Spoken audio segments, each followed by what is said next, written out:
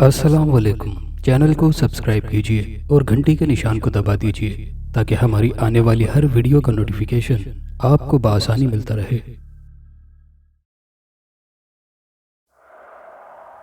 ये सारी मुसीबतें तब से ही मेरे सर पर पड़ी हैं जब से मैंने उस बिल्ली को मारा है।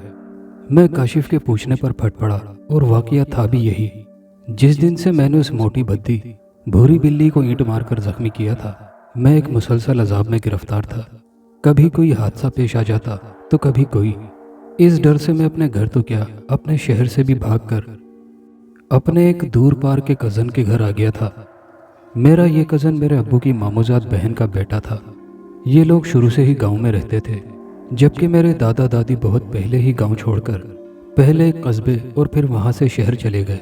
मेरे वालिद साहब कस्बे में, जबकि मैं शहर में पैदा हुआ था। इस वजह से मेरे सोचने का अंदाज भी आजकल की नौजवान शहरी नस्ल की तरह था। मैं जिनों भूतों वगैरह के वजूद का कायल नहीं था। मुझे शर्म तो महसूस होती थी, मगर यह सच था कि मुझे सिर्फ मुस्लिम घराने में पैदा होने की वजह से मुसलमान समझा जाता था, वरना मुझे दीन का कुछ पता नहीं था। मैं साल में एक आध बार ही नमाज पढ़ा करता था। हमारे घर का माहौल बिल्कुल वैसा ही था जैसा कि ड्रामा फिल्मों में दिखाया जाता है। माँ बाप दोनों नौकरी पेशा थे और औलाद अपनी मनमानी करने वाली। तरबियत के नाम पर हमारे वालिदैन ने हमें कुछ नहीं बताया था। यही वजह थी कि मैं मुसलमान होने के बावजूद जिनों के मुतालिक कुछ नहीं जानता था। हालांकि कुरान मजीद में पूरी सूरह जिन मौजूद है और मस्जिद जिन आज भी कायम है जहां जिन नमाज पढ़ने आते हैं। खैर, ये तो बात की बातें हैं। तब मुझे कुछ नहीं मालूम था। काशिफ ने मुझे तसल्ली और दिलासा दिया, फिर बोला, तुम नहा धोकर ताज़ा दम हो जाओ, इतने में मैं खाना लगवाता हूँ। खुद मैं भी इतना तवील सफ़र करके थक गया था और फ़ौरन राज़ी हो गया। जब मैं नहाकर और कपड़े तब्दील करके आया तो काशिफ दस्तरख्वान पर खाना लगवा चुका था। मेरे लिए ये भी पहला तजर्बा था। हमारे घर में तो मेज़ पर खाना खाया जाता था, ताहम मैंने काशिफ से इस बारे में कोई जिक्र नहीं किया। खाना काफ़ी मज़ेदार था, लेकिन मैं दिल में सोच रहा था कि अगर यही खाना ज़मीन के बजाय मेज़ पर चुना गया होता तो इसका मज़ा दुबाला हो जाता। खाने के बाद फिर हम दोनों कमरे में आ गए। मुझे कुछ कुछ याद था कि काशिफ की 2 बहनें और एक भाई था, मगर इस वक्त घर में काशिफ के सिवा कोई नहीं था। मुझे तजस्सुस लाहक हो गया। मैंने पूछ ही लिया, यार क्या बात है, घर में कोई भी दिखाई नहीं दे रहा? काशिफ मुस्कुरा दिया और कुर्सी पर बैठते हुए बोला, ऐसी कोई बात नहीं, असल में किसी अजीज़ की शादी है तो सब लोग वहाँ गए हैं। मैंने फ़ौरन पूछा, और तुम क्यों नहीं गए? दरअसल मैं इस तरह के शोर हंगामे को पसंद नहीं करता, इसलिए ज़रा कम ही ऐसी जगहों पर जाता हूँ। मैंने बगौर काशिफ का जायज़ा लिया। वो सर झुकाए कुछ लिखने में मसरूफ़ था। अगर मैं गैर जानिबदारी से राय दूँ तो वो मुझसे कहीं ज़्यादा पुरकशिश शख्सियत का मालिक था, मगर शलवार कमीज़ के ढीले ढाले लिबास में उसकी शख्सियत दब गई थी।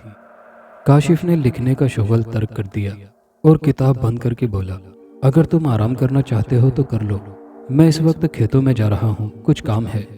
मैंने लम्हे भर को सोचा। नहाने से थकन काफ़ी कम हो गई थी। फिर मेरी खुद पसंद तबीयत ये देखना चाहती थी कि गांव के लोगों में मेरा रख रखाव देखकर किस तरह के जज्बात उभरते हैं। मैंने जल्दी से कहा, अरे नहीं, आराम का क्या है, रात को होता रहेगा, मैं तुम्हारे साथ चलता हूँ। काशिफ ने सर हिला दिया और उठकर खड़ा हो गया। वो किताब भी उसने हाथ में ले ली। यकीनन उसमें फसलों से मुतालिक कोई हिसाब किताब दर्ज था। हम दोनों घर से निकल आए। काशिफ का हवेली नुमा घर अंदर से अगरचे काफ़ी अच्छे तरीके से आरास्ता था, मगर बाहर से किसी कदीम मतरूक हवेली जैसा लग रहा था। बाहर निकलकर काशिफ गलियों में से होता हुआ खेतों की जानी बढ़ने लगा। शाम उतर रही थी। हल्की हवा में चहलकदमी बहुत मज़ा दे रही थी। मैं इर्द गिर्द के माहौल को बगौर देखता उसके साथ साथ चल रहा था। तभी सामने से आते 2 लड़कों ने हमें रोक लिया। हमें क्या, बल्कि उन्होंने काशिफ को रोका था, क्योंकि मैं तो बिल्कुल अनजान था। वो सलाम दुआ के बाद काशिफ से फसलों और खादों के मुतालिक गुफ्तगू करने लगे। मैं लाताल्लुक सा पास खड़ा था, मगर मैंने नोट किया कि वो लड़के सताइशी नज़रों से मुझे देख रहे थे। फिर उनमें से एक ने मेरा तारुफ चाहा तो काशिफ ने उसे बताया कि ये मिलने की खातिर शहर से गांव आया है। थोड़ी ही देर में वो लड़के बेतकल्लुफ़ी से मुझसे बातें कर रहे थे। मैं भी उनकी बातों से महजूज हो रहा था। वो भी हमारे साथ ही खेतों को चल दिए। काशिफ ने मुझे बताया कि वो उसके हम जमात थे, मगर मैट्रिक के बाद उन्होंने पढ़ना छोड़ दिया था। उसी वक्त मुझे पता चला कि काशिफ बीएससी एग्रीकल्चर कर चुका था। मुझे अपनी हस्ती उसके सामने बहुत छोटी मालूम हो रही थी, क्योंकि मैंने सिर्फ बीए किया था और एक छोटी सी फर्म में फिलहाल पीए की सीट पर काम कर रहा था। घर में रुपए पैसे की जो रेल पेल थी वो सब अब्बू की ठेकेदारी की वजह से थी। काशिफ के खेत गांव के साथ ही थे। बातें करते हम जल्द ही वहां पहुंच गए। अब्दुल्ला और असलम नामी दोनों लड़के मुझसे शहर की मुख्तलिफ बातें पूछ रहे थे और मैं भी काशिफ को मुतासिर करने के लिए खूब डींगे मार रहा था। हालांकि मुझे इल्म हो चुका था कि वो आला तालीम याफ्ता है, तो जाहिर है वो शहर में रहकर ही पढ़ा होगा, मगर उस वक्त मैं उसे अपने रोब में लेना चाहता था। काशिफ अगर मेरी बात समझ भी गया था तब भी उसने इसका इजहार नहीं किया। बुनियादी तौर पर वो एक बुर्दबार और संजीदा मिजाज का सुलझा हुआ शख्स था। खेतों में गंदम की लहलहाती फसल खड़ी थी। दूर तक फैले सब्जे में खड़े होना बहुत अच्छा लग रहा था। मैंने फौरन अपना बेशकीमत सेलफोन निकाला और तस्वीरें बनाने लगा। कुछ मकसद उन देहाती नौजवानों को मुतासिर करना भी था, जिसमें मैं काफ़ी हद तक कामयाब भी रहा। वह मुझसे मोबाइल मांग कर देखने लगे। मैं फ़ख्र से उन्हें मोबाइल के कारनामे दिखाने लगा। काशिफ मुझे उनके साथ बातों में मसरूफ़ छोड़कर अपने कारिंदों की तरफ चला गया। मुझे तो शायद सूरज गुरूब होने का भी इदराक न होता, मगर जब चलते चलते अचानक मोबाइल की रोशन स्क्रीन तारीक हो गई तो मेरे साथ साथ वो दोनों भी हैरान हो गए। मैं समझा कि फ़ोन पावर ऑफ हो गया है। मैं उसे फिर से ऑन करने की कोशिश कर रहा था कि अचानक सामने गंदम के खेत में हलचल सी मच गई। नीम तारीकी में कुछ साफ दिखाई नहीं दे रहा था, मगर हम तीनों नज़र जमाकर उधर देखने लगे। अगले ही लम्हे हम तीनों चलकर खड़े हो गए, बल्कि मेरे मुंह से तो हल्की सी चीख भी निकल गई। गंदम के ढेर से 4 फुट लंबा और काफ़ी मोटा ताज़ा सांप निकलकर हम पर हमलावर हो गया, तो मैं चीख मारकर भाग खड़ा हुआ, जबकि वो दोनों इधर उधर भागकर डंडा तलाश करने लगे। सांप की शायद उन पर नजर न पड़ी थी। वो मेरे पीछे लपका। खेतों के दरमियान बनी उस छोटी सी पगडंडी पर भागना इतना भी आसान नहीं था, और मेरी रफ्तार भी इतनी तेज नहीं थी। मैंने भागते भागते पलटकर देखा, सांप मेरे बहुत करीब पहुंच चुका था। उसी वक्त मुझे ठोकर लगी और मैं मुंह के बल जमीन पर जा गिरा। एक मिट्टी का बड़ा सा ढेला मेरे करीब गिरकर बिखर गया। फिर जैसे मिट्टी के ढेलों की बारिश बरसने लगी, मैं सांप के खौफ से जल्दी से उठ खड़ा हुआ। इतने खुशगवार मौसम में भी मुझे पसीने आ रहे थे। मैं भागना चाहता था कि पीछे से अब्दुल्ला ने मुझे आवाज़ देकर रोक लिया। वो इशारे से मुझे दिखा रहा था कि सांप दाएं तरफ वाले गंदम के खेत में घुस गया था। इतने बड़े खेत में सांप को तलाश करना नामुमकिन था। उन दोनों ने अपने हाथों में उठाए मिट्टी के ढेले फेंक दिए। डंडा दस्तयाब न होने पर उन्होंने मुझे सांप से बचाने के लिए मुझे मिट्टी के ढेले उठा लिए थे। दौड़ने की वजह से मेरा सांस फूल रहा था और शर्मिंदगी के मारे मेरी नज़र भी नहीं उठ रही थी कि वो दोनों क्या सोचते होंगे कि मैं कितना बड़ा बुज़दिल था कि बजाय सांप का मुकाबला करने के मैं भाग निकला था। लेकिन फिर मैंने खुद को तसल्ली दी, मैं भागने में हक बजानिब था। अगर सांप उनके पीछे दौड़ता तो वो भी इसी तरह के रद्द अमल का मुजाहरा करते। मेरी टांगें अभी भी कांप रही थी। बहरहाल मैंने खुदा का शुक्र अदा किया। वहाँ खड़े रहना अब नादानी थी। सांप फिर हमला आवर हो सकता था। चुनाचे हम तीनों वहाँ से चल पड़े। मोबाइल खुद ब खुद काम करने लगा था। घर की तरफ वापस आते हुए पहली मर्तबा मुझे ख्याल आया कि काशिफ न जाने किधर चला गया था। हम तीनों खामोश थे। शायद सांप की उन खेतों में मौजूदगी ने उन्हें भी फिक्रमंद कर दिया था। अभी हम बमुश्किल चंद गज चले थे कि सामने से एक बिखरा हुआ सांड आता दिखाई दिया। वो इतना जसीम था कि झटपटे अंधेरे में एक अफरियत की तरह दिखाई दे रहा था। उसके भागने की वजह से जमीन जैसे हिल रही थी। मेरे साथी लड़कों में से एक चिल्लाया, ओए भागो, ये माली पता नहीं कहाँ से आ गया है। उसकी बात सुनकर मैं बेहद परेशान हो गया। सांड के इरादे खतरनाक मालूम हो रहे थे और मैं पहले ही सांप की वजह से दहशत ज़दा था। रही सही कसर असलम की घबराई हुई वार्निंग ने पूरी कर दी थी। हम तीनों पलटकर भागे। वो दोनों तो गांव के जवान थे, इन रास्तों के आदी। वो लम्हे भर में मुझसे कहीं आगे निकल गए थे, जबकि मेरे लिए उन पगडंडियों पर भागना दुश्वार हो रहा था। मगर जब जान पर बनी हो तो इंसान सब कुछ कर गुजरता है। मैं भी जान तोड़ भाग रहा था। दोनों लड़के मेरी नज़रों से ओझल हो गए थे, क्योंकि वो खेतों में दाएं बाएं भाग रहे थे। मैं खेत में उतरने से डरता था। एक तो सांप का खौफ, दूसरा मुझे इल्म था कि मैं खेत में अपनी मौजूदा रफ्तार भी बरकरार नहीं रख सकूंगा। मैंने भागते भागते पलटकर देखा। सांड अजीब व गरीब आवाज़ें पैदा करता इंतहाई गुस्सेले अंदाज में मेरे ना सिर्फ पीछे आ रहा था बल्कि दरमियानी फासला भी बहुत कम हो गया था। उसी वक्त मुझे एहसास हुआ कि मेरे मोबाइल की रोशनी उसे मेरा पता बता रही है। मैंने जल्दी से मोबाइल ऑफ कर दिया। मेरा सांस बुरी तरह फूल चुका था और दौड़ने की रफ्तार भी कम हो रही थी। मुझे लग रहा था कि मैं किसी भी लम्हे गिर जाऊंगा और फिर वो सांड मुझे रौंद कर रख देगा। उसी वक्त मुझे अपने दाएं तरफ भी किसी के भागने की आवाज़ सुनाई दी, लेकिन मैं उस वक्त इतना हवास भागता था कि उस पर कोई तवज्जो न दे सका और सिर्फ अपने पीछे आती अफरियत से बचने के लिए अंधाधुंध भागता रहा। पता नहीं मैं किस सिमत जा रहा था और कितना फासला तय कर चुका था। दरख्त और पौधे अजीब हैबतनाक शक्ल बनाए मेरी रूह फना कर रहे थे, मगर मुझे अपनी जान इतनी अजीज थी कि मैं उस झटपटे अंधेरे में भी भागा जा रहा था। मेरा दिल जोर जोर से धड़क रहा था। वो दोनों लड़के इतने बेमुरवत निकले थे कि अपनी जान बचाकर भाग गए और मुझे मरने के लिए उस अफरियत के सामने तन्हा छोड़ गए। उसी वक्त मुझे अपने दाएं तरफ से काशिफ की तेज़ आवाज़ सुनाई दी, सीधे भागते जाओ फैसल और अपना मोबाइल मेरी तरफ फेंक दो, मैं तुम्हें बचा लूँगा। काशिफ की मजबूत आवाज़ मुझे अंधे कुएं में मदद के लिए उतरने वाला डोल महसूस हुई। मैंने हाथ में पकड़ा सेलफोन अंदाजे से अपने बराबर कदरे फासले पर भागते साई की तरफ फेंक दिया और खुद सीधा भागता गया। मेरा सांस इस कदर फूल चुका था कि मैं बावजूद कोशिश के भी मुंह से कोई लफ्ज़ न निकाल सका था। चंद लम्हों के बाद मुझे एहसास हुआ कि मेरे पीछे आते गजबनाक सांड के कदमों की धमक अब नहीं आ रही थी। मैंने पलट कर देखा। एक हैरत अंगेज मंजर मेरे सामने था। काशिफ मेरे सेलफोन की टार्च से सांड पर रोशनी डाले उससे कुछ फासले पर खड़ा बुलंद आवाज से कुछ तिलावत कर रहा था और वसीला सांड अपनी सुर्ख आंखों से उसे मुसलसल घूर रहा था। मगर ये देखकर मेरा हौसला बढ़ गया कि वो धीरे धीरे पीछे को खिसक रहा था।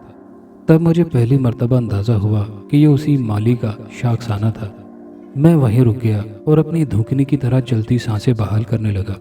मेरी टांगों में से जान निकली जा रही थी। मैं धम से अपने कीमती सूट की परवाह किए बगैर कच्ची ज़मीन पर बैठ गया। अलबत्ता मेरी निगाहें अभी तक काशिफ और सांड पर जमी हुई थी। दोनों आमने सामने खड़े थे। दफातन काशिफ ने सांड की तरफ फूंक मारी तो सांड बिलबिलाए और पलट कर भागा और करीबी 6-7 फुट ऊंचे गन्ने के खेतों में कहीं गुम हो गया। काशिफ तेज कदमों से मेरी तरफ आ गया। मैंने देखा कि उसके सर पर टोपी थी। शायद वो मगरिब की नमाज अदा करने चला गया था और पीछे से मुझ पर यह मुसीबत टूट पड़ी थी। मेरे करीब आकर उसने पूछा, फैसल तुम ठीक तो हो?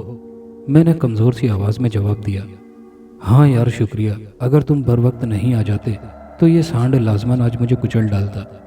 वो मेरे करीब बैठ गया, फिर कहने लगा, मुझे असलम ने बताया था कि तुम्हारे पीछे माली लग गया है, जबकि मैं आज ही माली को साथ वाले गांव में देख आया था।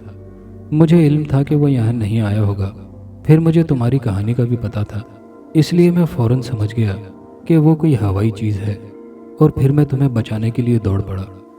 मैं उसकी बात सुनकर हैरान रह गया। मैंने जल्दी से पूछा, एक तो ये माली क्या बला है और दूसरा ये बताओ कि तुमने उसे भगाया कैसे? काशिफ मुस्कुरा दिया और फिर बोला, उठो घर चलते हैं, तुम भागते भागते काफ़ी दूर निकल आए हो, मैं रास्ते में बताता हूँ सब कुछ। मैंने हिम्मत मुश्तमा की और उठ खड़ा हुआ। सांड का खौफ सर से टला तो मुझे माहौल की तारीकी, हशरात और मेंढकों की आवाज़ों से पुरस्रार होते माहौल से खौफ आने लगा था। काशिफ का साथ मुझे हौसला दे रहा था। वो टार्च से रोशनी फेंक कर रास्ता दिखा रहा था।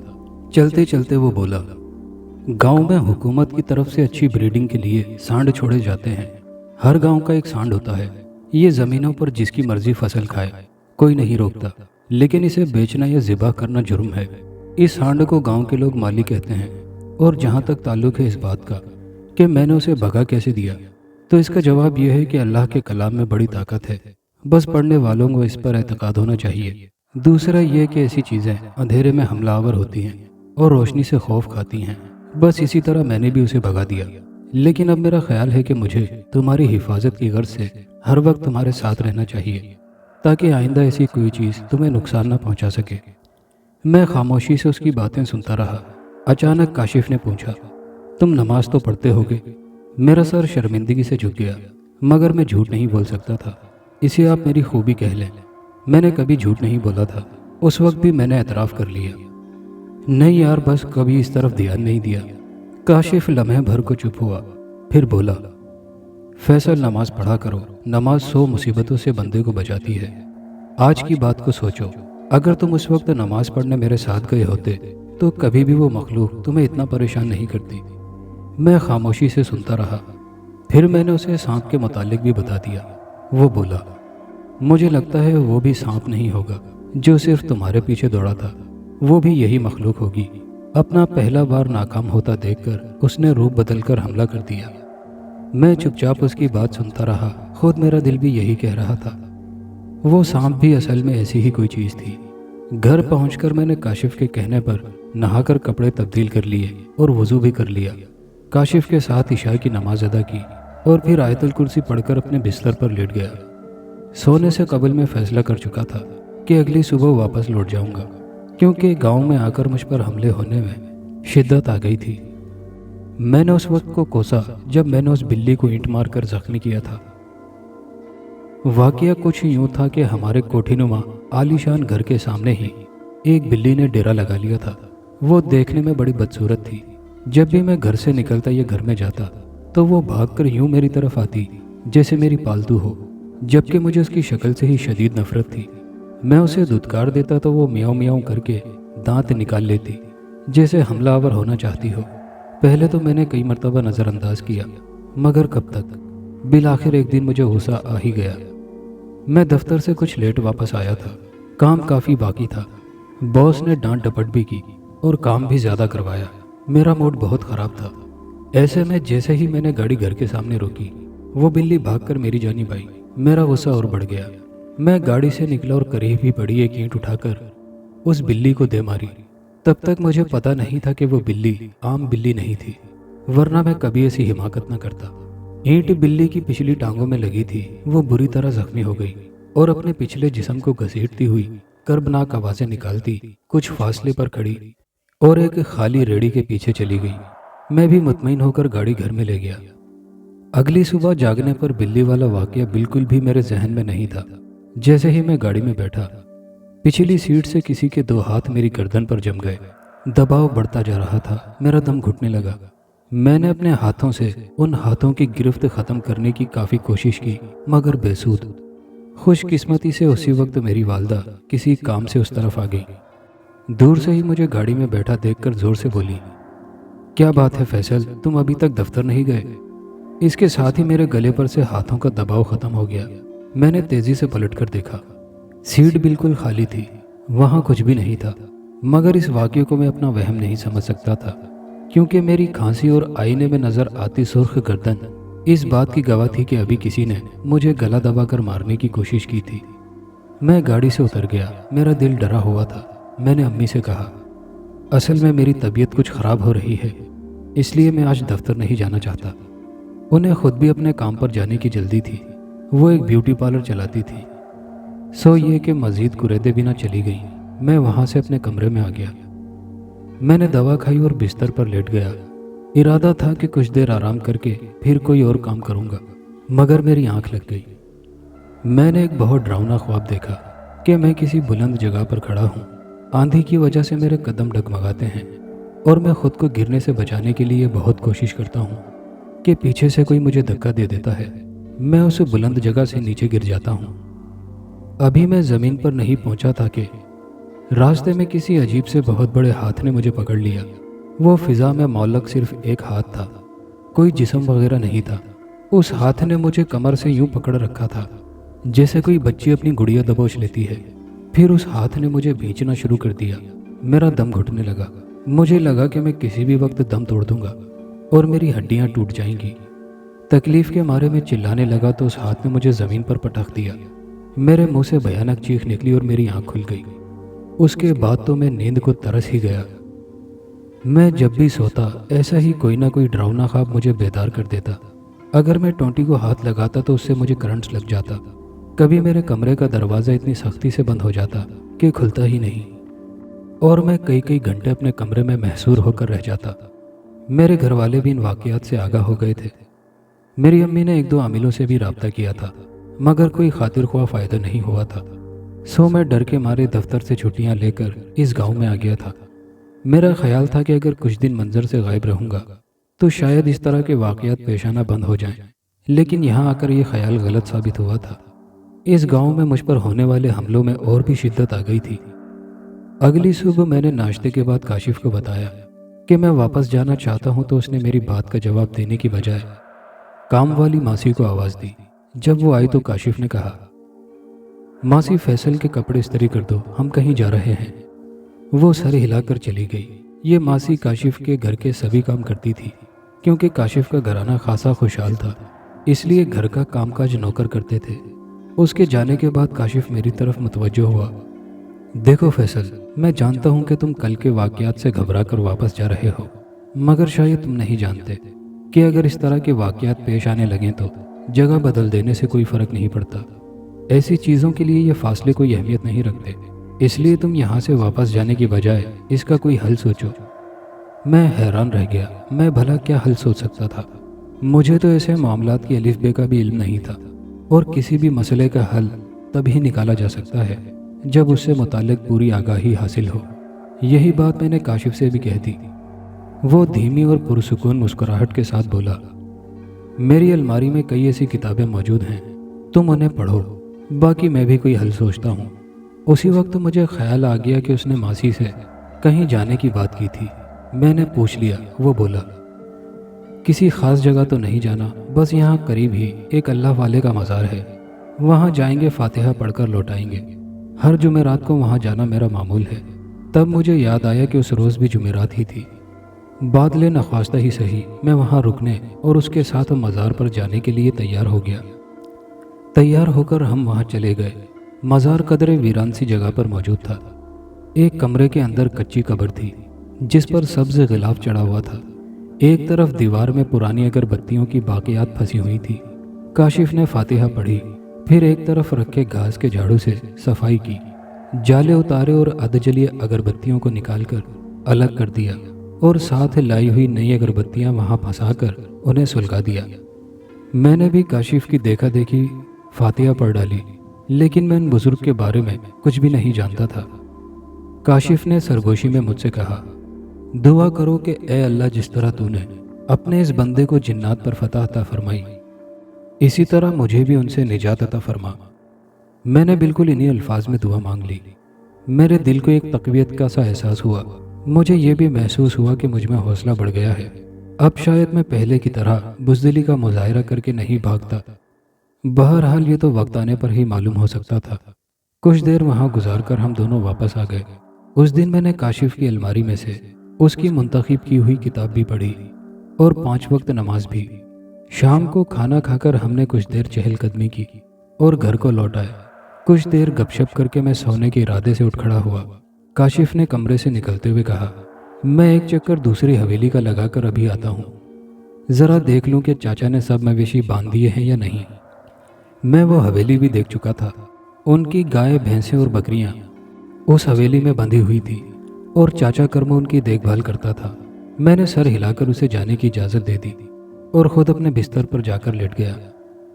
لیٹنے سے پہلے میں نے کتاب میں پڑھے ہوئے طریقے کے مطابق آیت الکرسی پڑھ کر خود دونوں ہاتھوں پر پھونک مار کر سر سے لے کر پاؤں تک ہاتھوں کو اپنے جسم پر پھیر لیا اور پھر بستر پر دراز ہو گیا۔